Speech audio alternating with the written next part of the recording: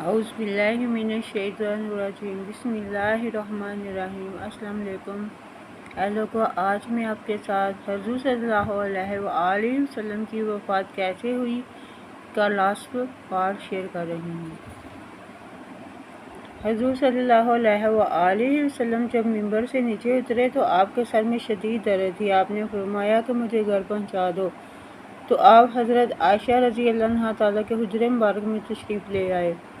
تو پھر حضرت عزرائیل علیہ السلام آپ کے گھر کے باہر اللہ کے حکم سے آئے، اور پھر حضرت جبرائیل علیہ السلام اللہ پاک کے حکم سے حضور صلی اللہ علیہ وآلہ وسلم کے پاس حاضر ہو کر فرماتے ہیں کہ اے اللہ کے پیارے حبیب، آپ کی آل پاک کو سلام۔ آپ کو اللہ پاک نے پیغام بھیجا ہے کہ اگر آپ کو زیادہ عمر کی خواہش ہے تو حضرت عزرائیل علیہ السلام کو واپس بھیج دیتے ہیں، اور اگر آپ چاہتے ہیں کہ اللہ تعالیٰ کی طرف لوٹ کر جائیں تو چلے۔ اللہ پاک کو آپ کے دیدار کا بہت مشتاق ہے، اور اللہ پاک آپ کے ملنے کا شوق کمال رکھتا ہے، اور اللہ پاک آپ کے ملنے کے لیے بہت خواہش مند ہے۔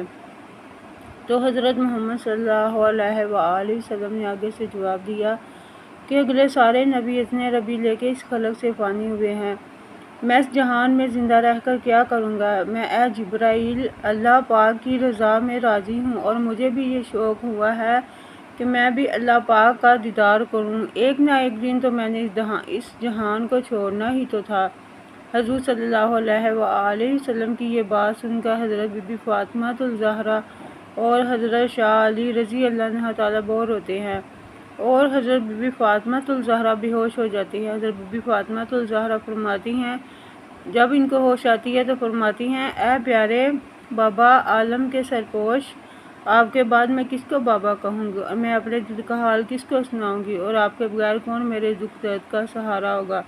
حضرت بی بی فاطمہ الزہرا کا یہ حال دیکھ کر ہمارے پیارے نبی حضرت محمد صلی اللہ علیہ وآلہ وسلم نے اپنی لاڈلی بیٹی کو اپنے سینے کے ساتھ لگایا اور فرماتے ہیں، بیٹی صبر کرنا، میرے بعد رونا نہ، آپ کے غموں کا دلدار خود رب ہوگا، اور میں اللہ پاک کی رضا میں خوش ہوں، اور آپ بھی اللہ پاک کی رضا میں راضی ہونا۔ پھر حضرت محمد صلی اللہ علیہ وآلہ وسلم کے سر مبارک میں شدید درد کی وجہ سے اٹھا نہ گیا، اور ہمارے پیارے نبی لیٹ گئے، اور پھر حضرت عزرائیل علیہ السلام حضور صلی اللہ علیہ وآلہ وسلم کے دروازے کے باہر ایک عربی کی صورت میں حاضر ہو کر دستک دیتے ہیں۔ آپ بلند آواز دیتے ہیں، یا رسول اللہ، میں آپ سے ملنے آیا ہوں، لیکن کوئی جواب نہ آیا۔ پھر حضرت عزرائیل علیہ السلام نے دوسری بار زور سے آواز دی، یا رسول اللہ، میں آپ کے دیدار کرنے کو تڑپ رہا ہوں۔ تو حضرت بی بی فاطمہ الزہرا فرماتی ہیں، کس سے ملنا ہے؟ تو اللہ کے رسول تو بے ہوش پڑے ہیں، لیکن پھر حضرت عزرائیل علیہ السلام اتنی زور سے آواز دیتے ہیں کہ یا رسول اللہ، مجھے اندر آنے کی اجازت دے دیں، میں نے آپ کا نظارہ کرنا ہے۔ حضرت عزرائیل علیہ السلام کی آواز اتنی اونچی تھی کہ زمین، مکان، دیواریں کانپ جاتی ہیں۔ پھر آئی ہوش رسول اللہ صلی اللہ علیہ وآلہ وسلم کو، اور فرماتے ہیں کہ کیا ہوا ہے؟ تو حضرت بی بی فاطمہ الزہرا فرماتی ہیں کہ دروازے پر ایک مرد کھڑا ہے اور آپ کی عیادت اور دیدار کرنے کے لیے آوازیں لگا رہا ہے۔ تو حضور صلی اللہ علیہ وآلہ وسلم نے فرمایا، اے میری پیاری بیٹی، یہی لذت توڑتا ہے دنیا والی کل، یہی بیچ جہان کے ڈالے گل، یہی کرتا ہے تمام بچیوں اور بچوں کو یتیم، یہی خوشیاں دیتا ہے دار اندر علیم۔ قابض میری روح کا یہ ہے عزرائیل، اور یہ میری روح لینے کے لیے آیا ہے، اور اسے اللہ پاک نے بھیجا ہے۔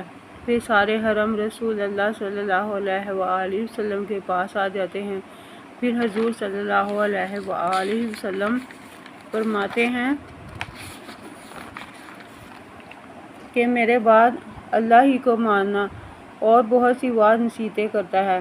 پھر حضور صلی اللہ علیہ وآلہ وسلم فرماتے ہیں کہ میرے دل بند میرے حسن حسین کدھر ہیں، ان کو حاضر کرو۔ جب حضرت حسن حسین حضور صلی اللہ علیہ وآلہ وسلم حاضر ہوتے ہیں تو دونوں آپ کا یہ حال دیکھ کر رونے لگ جاتے ہیں۔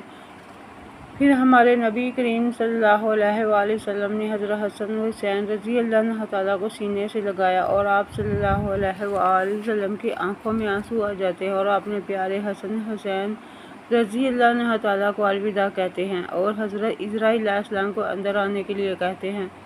تو تو حضرت عزرائیل علیہ السلام جب اندر تشریف لاتے ہیں تو حضور صلی اللہ علیہ وآلہ وسلم فرماتے ہیں رخصت ہونے لگے اس جہان سے پاک رسول خدا۔ جب عزرائیل علیہ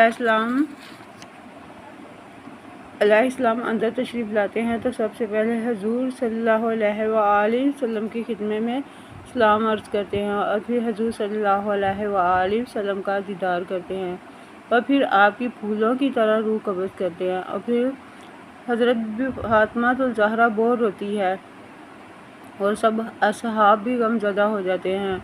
پھر مدینے میں سب کو پتہ چل جاتا ہے کہ نبی پاک صلی اللہ علیہ وآلہ وسلم وفات پا گئے ہیں۔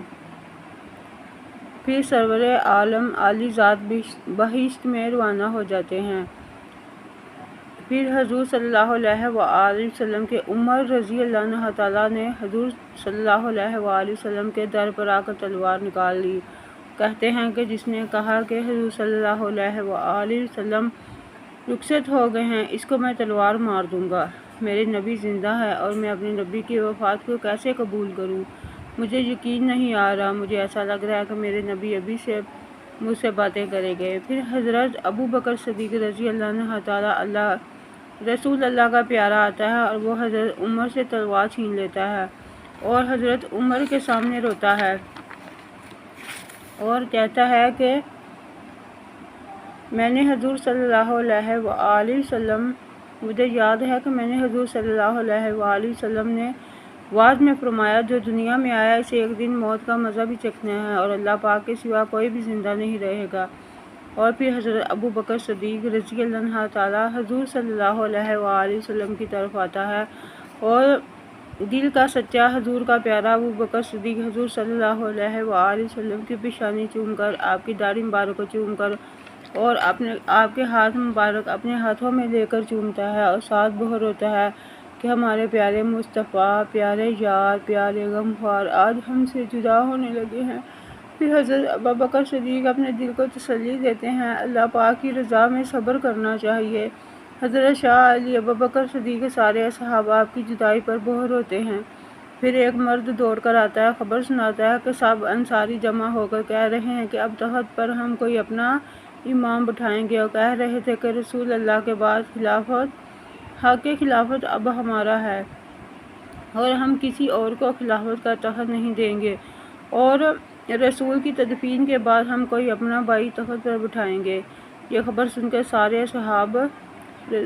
صحاب رسول کے حیران ہو جاتے ہیں کہ انصاریوں نے کہا کیا آن مچایا ہے شور۔ پھر حضرت ابو بکر صدیق اور حضرت شاہ علی رضی اللہ عنہ تعالیٰ اور حضرت عثمان غنی رضی اللہ عنہ تعالیٰ سارے صحابہ مل کر یہ فیصلہ کرتے ہیں کہ پہلے نبی پاک کی تدفین کرتے ہیں، پھر انصاریوں سے بات کرتے ہیں اور پھر رسول اللہ صلی اللہ علیہ وآلہ وسلم کو غسل دیتے ہیں، اور آپ کو حضرت شاہ علی حضرت عباس کے بیٹوں حضور صلی اللہ علیہ وآلہ وسلم کے 2 غلام تھے جنہوں نے غسل دیا۔ آپ کو غسل دیتے وقت سب نے آنکھوں پر پٹی باندھ دی، چونکہ سب آپ سے بہت حیا کرتے تھے اور آپ کو ننگا نہیں دیکھا۔